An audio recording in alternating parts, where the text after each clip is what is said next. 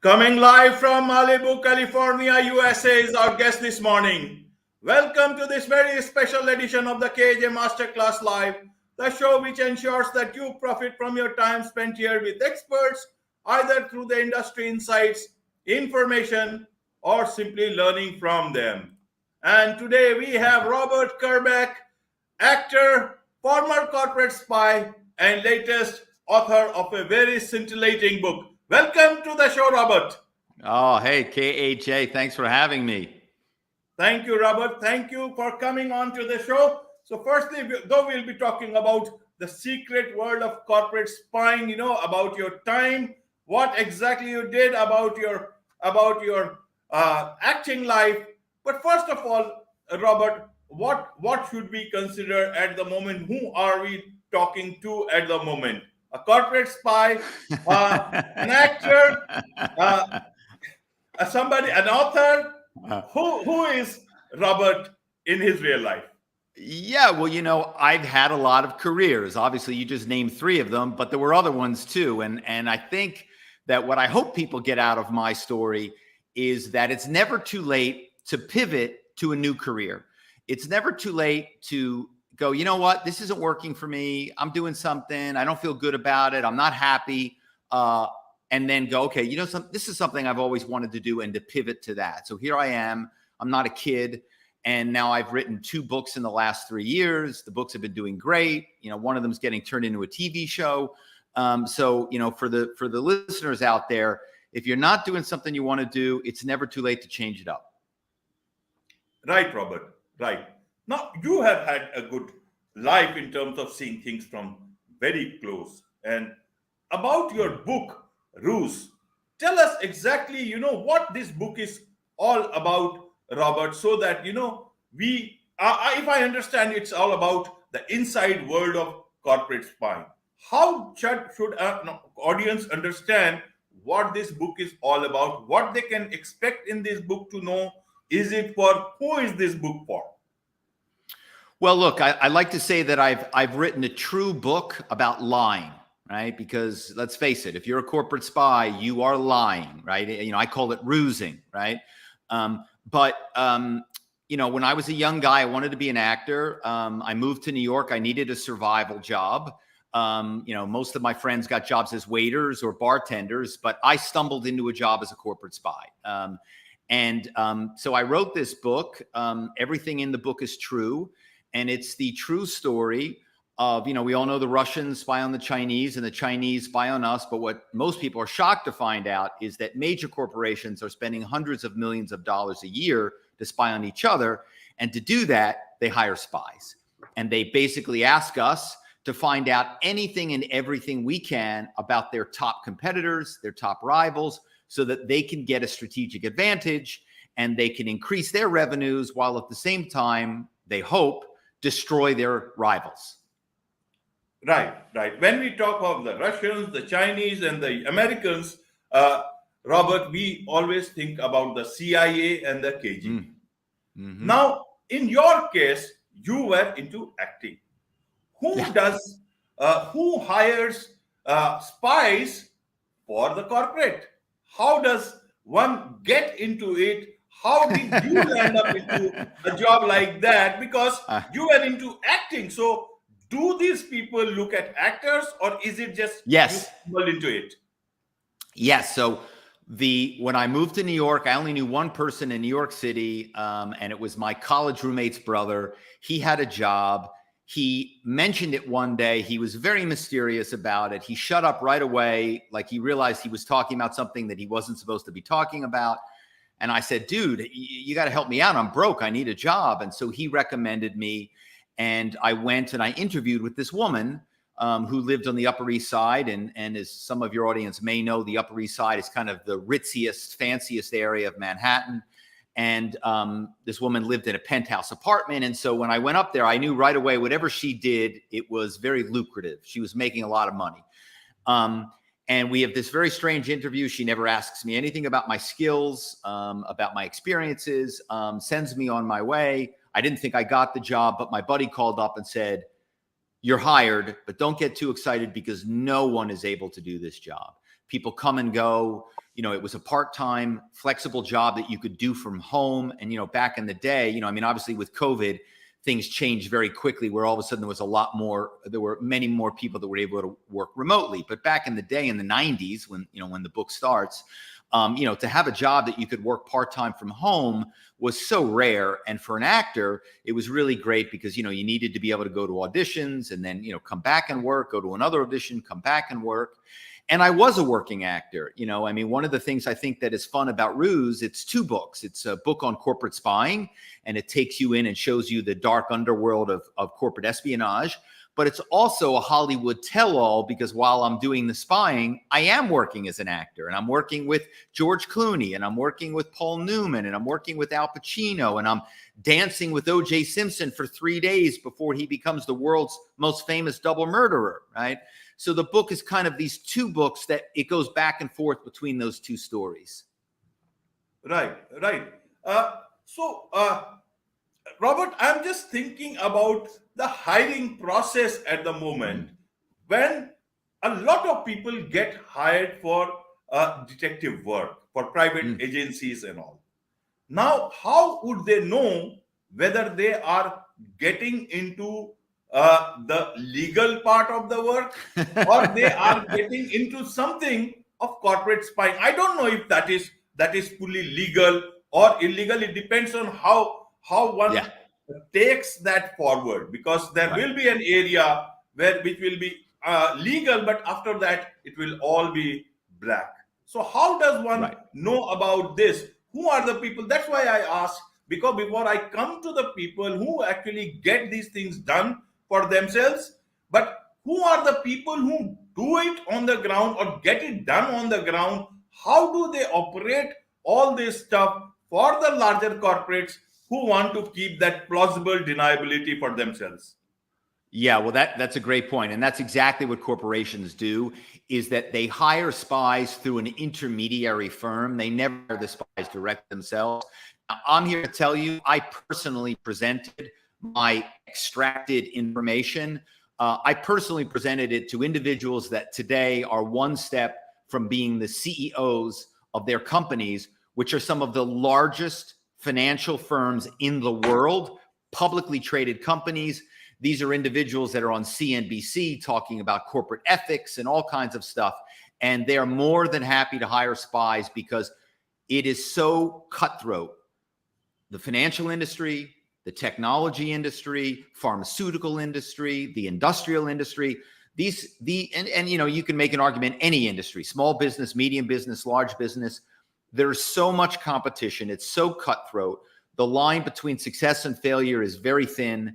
And so if you can get a leg up on your rival, if you can find out what their future product plans are they hiring? Are they letting people go? Who their top people are, who their rock stars are. If you can steal a couple of a firm's rock stars away, now you've just pumped your firm up and you've just taken the wind out of that firm's sails, right? So all of these things, does an executive have a drinking problem? Is he cheating on his wife? Anything and everything that can be leveraged to give you a competitive advantage. And that's what corporations are hiring spies for. And I'm here to tell you, corporate spying is alive and well. Corporations are hiring spies. I mean, every day of the week. Right. I get it. Now, how did your, because you actually needed work at that point in time, Robert. So how did your orientation take place? How did your work start? Was there any training? Because you are an actor, so you knew a few things, but it fit well with what they wanted. But how did they train you? Who trained you? What were those people? And when you knew that by that point in time what we had gotten into, but then when it came down to actual work, what sort of an assignment that was? Did you come to know who this assignment was for? Obviously, you knew who the other person was, but who this assignment was. I just want to understand that whole point of, when people get into it and how they get straightway down to the working part. Right. So when I first got the job, I went to train, and it was a woman that trained me. And at the time, so this was a female-owned business in New York that was mainly dealing with Wall Street. That was a very rare thing. And part of the reason she started her own business is because she felt like she couldn't get ahead in the Wall Street world because of the prejudice at that time against women on Wall Street. And so she started this firm, and she only hired women at first because she really felt that women made better spies than men. And my buddy got the job, and he was the first guy that she hired. And then he got me the job. And then after that, I don't think she ever hired another guy again. She hired other women, but we were the only two men that worked out. And in the beginning, when I was being trained by this woman, I wasn't doing that great with the spying. A lot of times the women would leverage, so for example, maybe, back in the day, they would call and they would pose as a secretary, they would pose an assistant. They would say, my boss is furious at me. He's going to fire me. I'm going to lose my job. Remember, these were actors. So the women would start crying on the phone, and the other secretary or the assistant on the line, to my shock, would say, oh, hey, calm down. It's going to be okay. What's going on? How can I help you? What do you need? Don't worry. I'll help you with whatever you need. I'll get you whatever you need. And I couldn't believe it. I could not believe that people that were trained in these major companies not to release private information were giving it because the other person on the other end of the line was crying. But it worked. It worked. And what was crazy is because we were actors, we could create characters, we create personas, we could create stories, we could do accents. My go-to accent is, this is Gerhard calling from the office in Frankfurt, Germany. We have the European Union regulators here, and we need some information from the States. Well, people would go, oh, hey, we got Gerhard from Germany. Hey, what's going on, buddy? How's it going? And then I would go into whatever I needed. And the more outlandish the ploy, that's what we called these things, ploys or ruses, the more outlandish it was, the crazier it was, the more information we got. You know how many times people told Gerhard 9? Never. They gave him the information. Anytime I did the German accent, people told me anything and everything that I wanted. It was unbelievable. And it was the same thing with the women when they would cry on the phone. People would go, oh my gosh. And because people are taught what, right? People are taught in the corporate workplace, they're taught to be a good teammate, right? So if your teammate is crying on the phone, or if your colleague in Germany has a crisis and needs help, what are you supposed to do? You're supposed to help. What I tell people, before you help, verify, right? Before you give information, you got to verify that person. And then once you verify them, then you can help them. But what we were doing is we were getting people to not even verify who we were because they just believed us. And that was how we got information. We were very good at that. Right. So this means that either people were so gullible or they were not, so aware that there could be a problem by just sharing information, not double checking it. Does it mean that all the time, did you ever come across a situation where you knew that, your ruse could be blown off and that you could be exposed? Sure. It happened every single time we did what we did. We were afraid we were going to get caught. We were afraid we were going to get in trouble. We did get caught many times. In the book, I have a number of, crazy close calls with, every authority in the world. So it was a constant battle to try to stay one step ahead. We would, whatever the latest technology was, we would utilize it to our advantage. One of the big things that spies utilize today, and we utilized it from the beginning, was call spoofing. So you can make your phone number show up as any number you want now. And so if a corporation has a certain kind of number, or people, an individual has a certain number, you can mimic that number so that people actually think that number is calling them, and so that they're more likely to believe, oh, wow, that's a number I recognize. Oh, that's so-and-so's number, or that's the office main number. This is somebody calling me from my work. So they're going to be much more inclined to believe that you are who you say you are. And then, of course, they're going to be much more susceptible to giving information up that they shouldn't give. Right, Robert. Now, at this point, I'm just wondering that while you were involved into, doing your work that you were assigned, what are the corporates not doing anything for their own security, in the sense that their big guys were exposed, they were getting calls, they don't have any mechanism that there is a lot of competitive intelligence stuff going on in the market in a big firm like that? Are they not doing anything about it? Why is it that they have left everything so open to be, like you were using a German accent, you must Yeah. be using other accent now. Yeah. Is it that these people are also well traveled? You Yeah. must be living something somewhere that could make them suspicious that this is not, there could be somebody else behind this voice. Means Right. I'm just a bit more surprised by the way it happened, or it's still happening, and the top guys who are supposed to be protecting the money of others, their investors, their shareholders, they are acting not as smartly, even if they are coming from big business schools, great education, well traveled. How does this work? I am just a bit surprised and would want to understand. At the end of the day, I'm sure you would be laughing at the foolishness at some Yes. of these guys were showing at that point in time. Yeah. Yeah. I mean, look, sometimes it was shocking even to me. It was shocking to me that And people. sorry to interrupt, but I am not taking away any of your smartness or any of the guys' No. smartness at that point in time. I'm not. But looking at from the other side, that is pure foolhardiness. Yeah. Yeah. No, look, there were people that were giving us information that had, MBAs from Harvard, right? And they were telling us this secret and telling us that secret. It blew my mind. And I think that's part of the reason why, the publisher wanted to publish the book. He said, look, nobody's ever written a book nobody that was a corporate spy has written a book about corporate spying, so that you're taking us in the world and you're seeing these incredibly smart people giving secrets up that are worth billions of dollars. Right.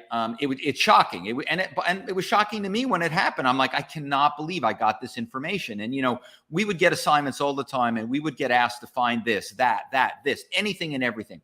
Do you know how many times in my career I got stopped and didn't get the information I was tasked with getting? None.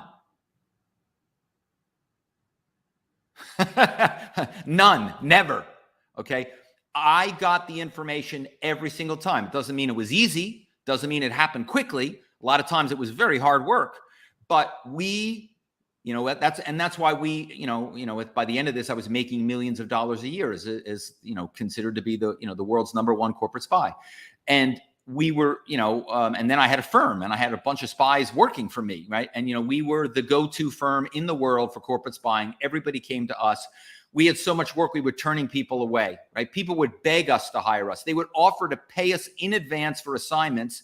And then they would Federal Express a check, a big check, in advance to get us just to work with them, just to agree to work with them, because we were so, in demand.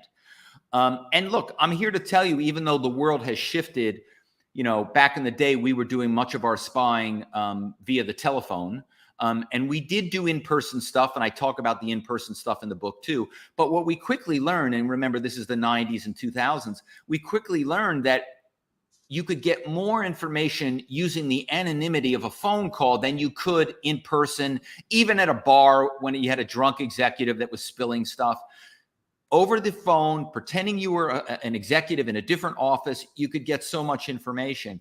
And I'm here to tell you, even in our digital world, the phone call, the social engineering phone call, what I call the Ruse, the Ruse cruise, the Ruse phone call, you can still get so much information, because when people do pick up the phone, and I have techniques to get people to pick up the phone, when they do pick up the phone, they're very willing to help a colleague who is claiming that there's some emergency, there's some crisis, because in corporate America, there's always a crisis. There's always an emergency. So when people hear it, it makes sense to them. And they're like, oh, wow, the European team is in trouble. They may lose this deal. I have to tell them about our deal that we're working on, and they're going to use that for their deal. Well, we're not using it for any deal. I'm just trying to learn about this deal that they're working on so that my client can steal that, find out the details, and then make a better offer to that person they're trying to make a deal with, to that corporate entity, and steal that deal out from under them, right? Does that make sense?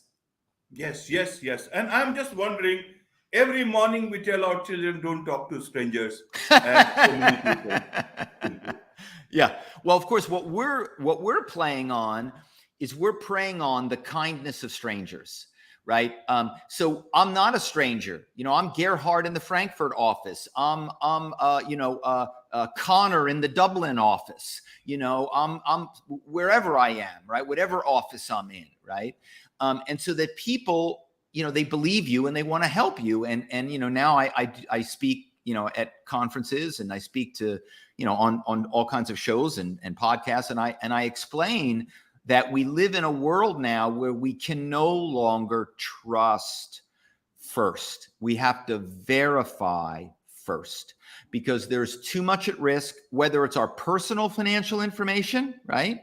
Or the financial information of our loved ones, the elderly, or it's a corporation and their secrets and information. And so we have to really, all of us, be much more aware, and constantly be looking for those red flags so that we don't fall victim to a scam. Look, your listeners are getting phished every day, text, Right. phone call, email, right? And I am too. And I'm telling you, sometimes I'll see a text come in, I'll see an email come in, and I'll go, boy, that looks really good. Boy, that's really good. But what I've learned to do is I pause and I take 30 seconds that I think about it, look at it, study it. Maybe I Google it. Maybe I check the email address. I do all of these steps to verify before trusting.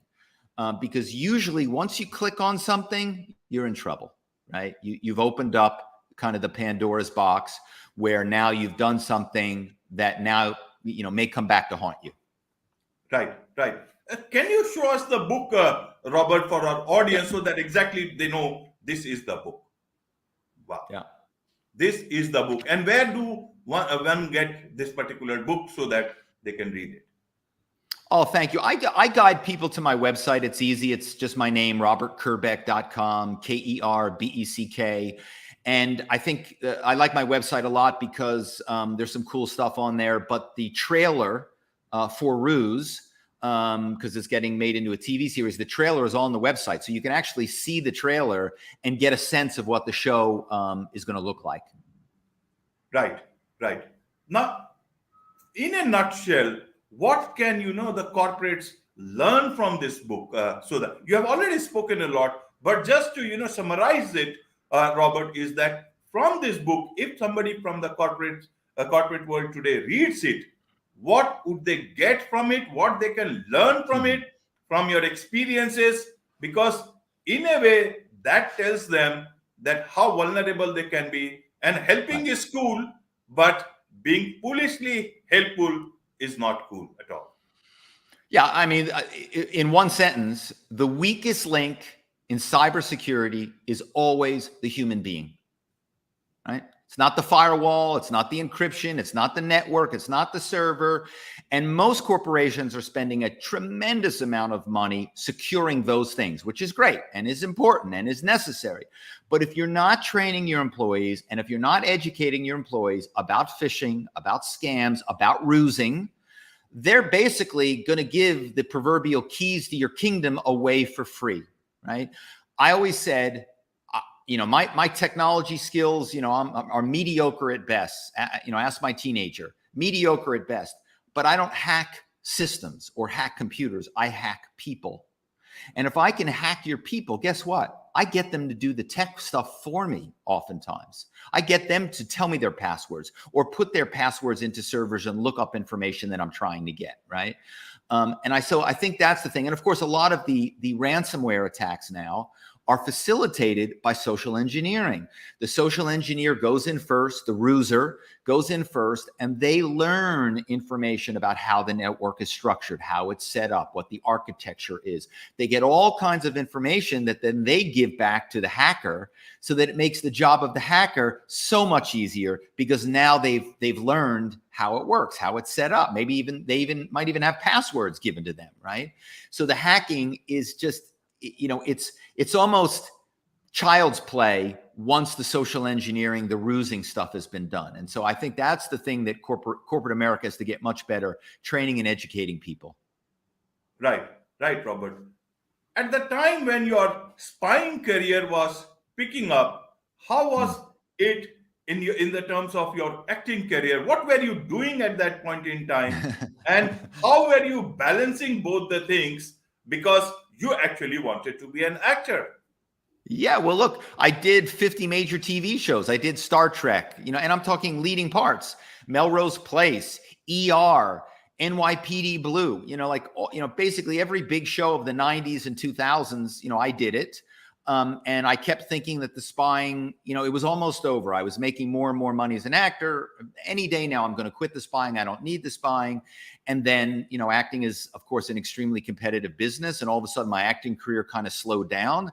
And, all of a sudden, I'm like, and then, of course, corporate America was throwing money at me. And I made the decision. I don't know that, I would make that same decision today. And I think that, one of the things I talk a lot in the book is about the ethics and how I struggled with the ethics, and I reckon with that in the book. But at the time, the decision I made was, I'm gonna take this money and I'm gonna make this money, and that's what I did. And now I've turned around and I've written a book about it. So obviously, my corporate spying career is long over, because you wouldn't be a very good spy if you wrote a book about spying and outed yourself as a spy and continued to spy.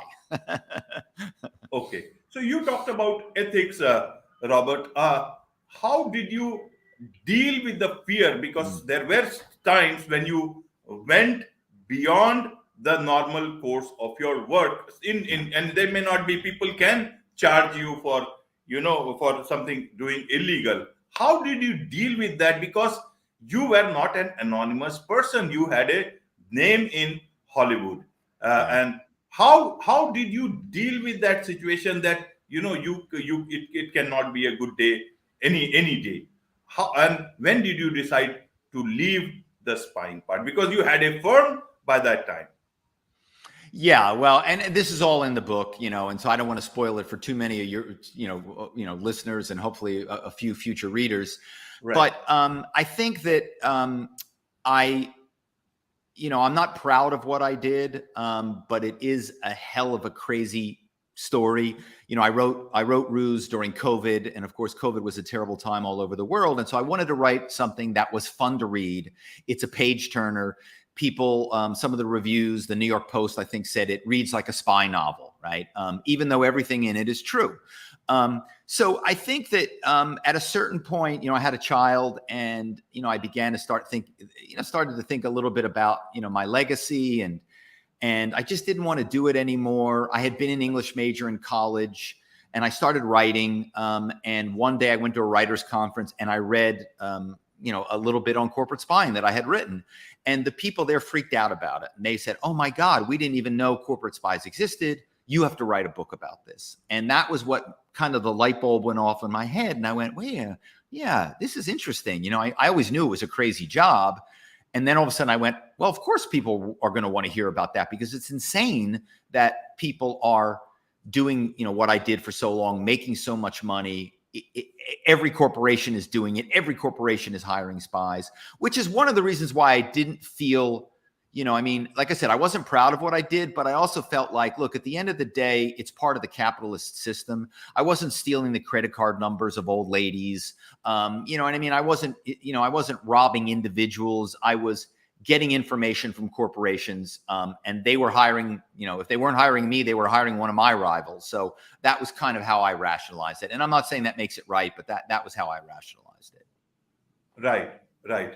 Did you ever come across any counter guy who was doing spying for the other party and you knew about it? And second question, yeah, because it can be, you can meet a CIA guy or anybody else. For example, what I wanted to ask was that, did you guys look at corporations beyond the Wall Street, beyond America? Oh, yeah. Oh, my gosh. We research corporations all over the world. I've researched corporations in Moscow, in Argentina, in Brazil, and, everywhere. But at the end of the day, the main, was the main Western nations, India, Japan, China, all of the Western nations in Europe, America, Canada. Those would have been the main countries that we were calling. But we called all over the world all the time. No, we were spying on a global basis. You were spying on a global basis, and that is where I asked that feeling that others could also be aware about it. They could be spying on you. For example, if you are spying on a Russian firm and it has got links to the government, or even on a private as a private firm, obviously all firms are not as as willingly giving. People may be willing to give information, but there might be also countermeasures there. So you never felt that somebody else is spying on you. What are the other accents you used for yourself as Ruse, Robert? Oh, there were all kinds. This is Reed Johnson calling from Georgia and down in the Albany plant. We need some help down with one of the systems has been giving us some problem. That's the Southern accent. We'd have the British accent. It would depend where you were calling. So, for example, if I was calling somewhere in the South of America, not South America, but in North Carolina, South Carolina, Georgia, Florida, Alabama, like the Southern states, the Southern accent was very, very successful because, you would be one of them. You're in a different office. You're in the Charlotte, North Carolina office. You're calling the Atlanta, Georgia office. So they're going to help you, right? Now, of course, this is changing a lot now because nowadays so many people work, you could be born in one city, but you're working in another city and then you get transferred to another, and you transfer, so people now move all over the place. But, that's only been maybe the last 10, 15 years where there's been so much moving employees. But back in the day, if you use an accent that was sort of local, it could be a big benefit for you. And it was something that was very valuable to be able to have. Right, Robert. You took India also as one of the places you people, had to do some work.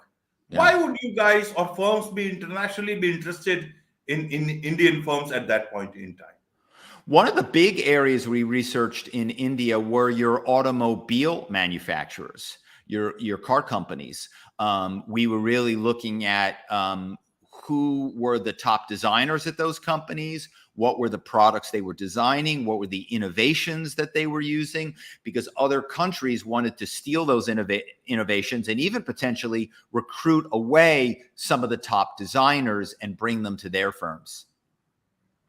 Okay. American firms were interested in Indian automobile designers? Yep. Okay. I've got many questions on this, but I don't know if you will be able to talk about that. Maybe it's in your book. But have you ever used any Indian accent?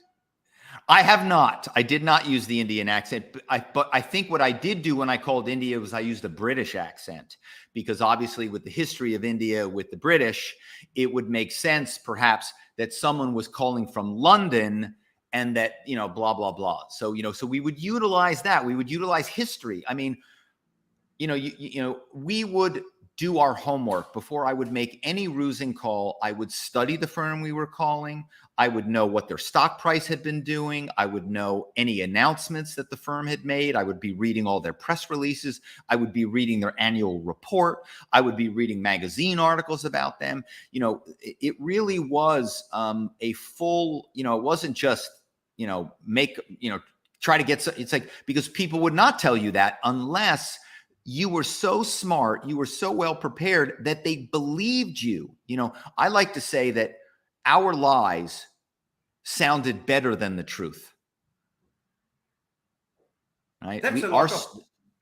Right. Our stories were so good. We had so much information that people could ask us questions. And by the way, people often did, and they got suspicious and they said, I don't believe this. And why would you need that? And we always had answers to all their, what I call their objections. Whenever somebody would object, you had to be able to satisfy the objection, and you had to have an answer that made logical sense. Well, if you'd studied the company and you studied the executives, but and let's say the CEO's name was Chris Ward, and they go, well, who wants this? Well, what is it? And I'd say, well, when Chris says jump, I say how high, and they'd go, Chris Ward?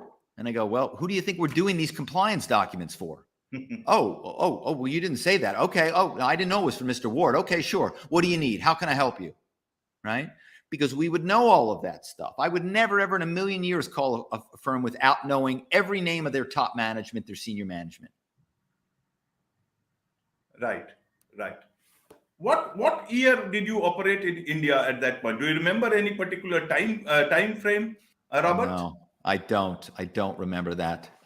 I don't remember. Okay. But we had a big assignment, and our client was one of the top automobile manufacturers in the world, and they really wanted to know about the Indian car companies. Because at that point in time, Indian software companies were also coming up hugely.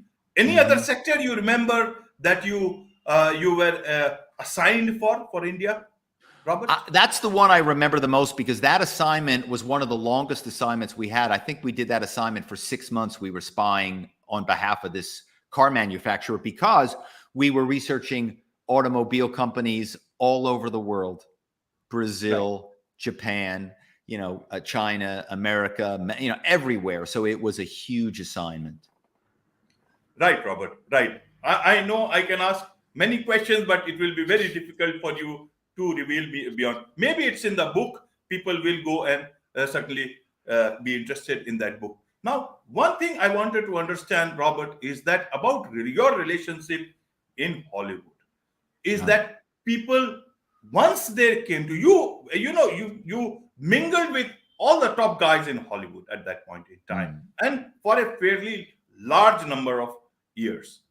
When they came to know about this particular part of your life, about this particular side of your life, what was their reaction? Did anybody call you, tell you anything? What was it? How did you feel with because there were many friends also among this whole type of people that you interacted with professionally as well as personally? How did they take it? Just want to understand the human part of Yeah. Well, the general reaction is we can't wait to see the TV series. That's been the general reaction. Like, wow, this is going to be good.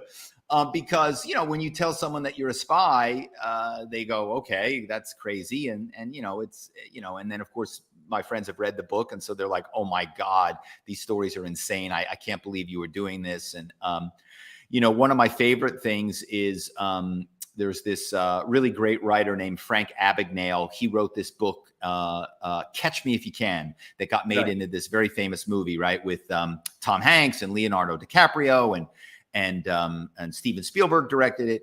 And he had a crazy story too, and he had a crazy story too with a lot of scams and tricks and all the kind of stuff that I have in Ruse.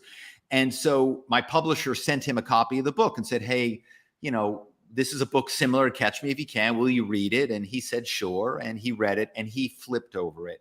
And he wrote me, they call it an endorsement, a testimonial. They call it a blurb. And his blurb is on the cover of my book from Frank Abagnale, Catch Me If You Can. And so, when Frank Abagnale says, this book is fun, this book is good, that's pretty high praise. And then, of course, once he did that, all of a sudden people in Hollywood were like, wait a second. The Catch Me If You Can guy, he liked this book. Okay, we want this story, and so it's very exciting. And I think most of my friends now the only question they ask me is who's playing you in the TV show, because I'm too old to play the damn part. Right. One last question on this part, Robert, is that CIA keeps on doing all the hiring all the time, and they always look at, there are several movies around how people have been either, willingly or unwillingly brought into that whole CIA system. And didn't they ever think, because you are a very talented person, you were doing a lot of work for corporate America at that point in time, different firms. Didn't they ever think that you could be their very good guy and do work for them globally? Means I wonder, I would always take it as a miss that they could never find out about this, or they did not ever contact you about this particular thing. Then perhaps I would say that their their way of hiring is very, very high, because I don't see where you could not have been of use to them. Yeah, I thought the same thing many times back in the day. And I also thought I was always surprised that we weren't approached by political parties to find out stuff. Nowadays they call it opposition research. It's just spying. And I was always surprised we didn't hear from political parties, because the rusing that we did, for sure, we would have found out, secrets and dirt and all kinds of stuff. We would have found that stuff out. But I'm glad they didn't, because for the most part, again, the way I rationalized the job is that I wasn't in general finding out that kind of information. I was finding out more financial information, things like that I felt like, look, we live in a capitalist society. And so, if you're not protecting your secrets, my theory was, that's kind of on you. And a lot of times, of course, we know these corporations don't treat the consumers very well anyway. You look at, firms like Wells Fargo has had all of these consumer scandals, and Goldman Sachs has had all of these scandals. And, you're like, okay, well, I'm getting secrets from Goldman Sachs, boo-hoo for them. Like, cry me a river for Goldman Sachs or Wells Fargo or, whatever company that has been convicted of all kinds of shenanigans. So when I would get information from them, I didn't feel that bad about it. Right. Let them now find more about from the book, and let's see that. But my last, how do people connect with you if they want to, if you want to connect with them? Oh, I love that. I've been doing, obviously podcasts, and I can't tell you how many people have come out and visited me, podcast people. So you're cordially invited to Malibu, California. I've had, I think, 3 people come, and I've gone, we've had dinner, we've had coffee, we've had a beer, whatever. And so same thing with readers. If you read the book, you just go to my website. There's no filter. You go to my website, it says email Robert. You email me, and I'm reading it, and I'm responding to you. And if you have a question about the book, or you want to know how something or whatever, you just email me, and I will be answering you usually that same day. Right. My last question to you, Robert, is that within this life, till now, you have lived several lives, and every time you were on an assignment, I guess it was a life in itself, because you got to get into the skin of the person who you were trying to portray. And it's not an easy thing. It's a lot of mind game. It's a lot of danger. It's a lot of, fear of losing everything at that point in time. Yeah. Looking back at all the things today, and now as an author, how have you planned the next phase of your life as the real man that you are? Where do you see yourself from here on? Well, I think I was an English major in college. That's really the first thing I did. And then I got into acting, and then that took me into spying, and, it took me down all this crazy thing.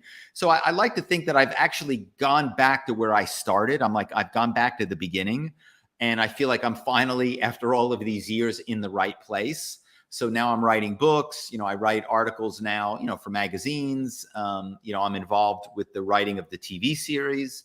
And so it's really exciting that, because, so many times in life we have an opportunity and the opportunity slips away. We very rarely do we get a second chance, so for me to be able to circle back and now be a writer is a real blessing. And for your audience out there, I tell people all the time in life, especially for younger people, take the journey you want to take.